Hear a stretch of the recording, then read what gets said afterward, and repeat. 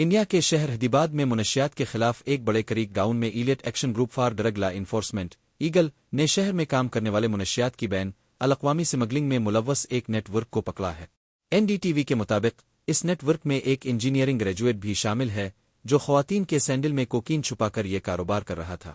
Operation میں 25 ملزمان کی شناخت کی گئی ہے اور ایک معروف کاروباری اور 5 دیگر افراد کو گرفتار کیا گیا ہے۔ اس نے ایک گٹھ جوڑ کا پردہ فاش بھی کیا ہے جس میں نائجیریا کے ڈرگ ڈیلرز، حیدرآباد کے بڑے پبز اور کوریئر کی خدمات فراہم کرنے والے تکنیکی ماہرین، ڈاکٹر، ریئل اسٹیٹ اور کھانے پینے کی اشیاء کے کاروبار سے وابستہ افراد شامل ہیں۔ گرفتار ہونے والا مرکزی ملزم 34 سالہ سوریہ انامنی ہے جو انجینئرنگ اور MBA گریجویٹ ہے اور کومپلی کا رہنے والا ہے اور ملناڈو کچن ریستوران کا مالک ہے۔ خفیہ معلومات کی بنا پر ایگل نے انامانینی کو ان کے ریستوران کے قریب روکا اور جب ان کی ٹاٹا سکارپیو کی تلاشی لی گئی تو اس میں سے مختلف طرح کی منشیات برآمد ہوئی جن میں 10 گرام کوکین، 3.2 گرام گانجا اور 1.6 گرام ایکسٹیسی گولیاں شامل ہے۔ کوکین ایک خاتون کے سینڈل کے ہیل میں چھپائی گئی تھی جسے گلابی گتے کے ڈبے میں احتیاط سے پیک کیا گیا تھا اور اسے دہلی سے شری ماروتھی کوریئر کے ذریعے فاطمہ کے نام سے بھیجا گیا تھا۔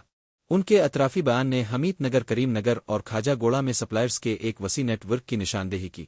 انامانینی نے دہلی، بنگلور اور گوا سے باہر کام کرنے والے نائجیریا کے منشیات کے سمگلروں کے ایک مضبوط نیٹ ورک کے ساتھ اپنے معاملات کا بھی بتایا، جن کی شناخت نک، جیری، ڈیزمنڈ، سٹینلے اور پرنس کے نام سے ہوئی ہے۔ سوریہ انامنی کے خلاف متعلقہ دفعات کے تحت مقدمہ درج کر لیا گیا ہے اور انہیں جوڈیشل ریمانڈ پر بھیج دیا گیا ہے۔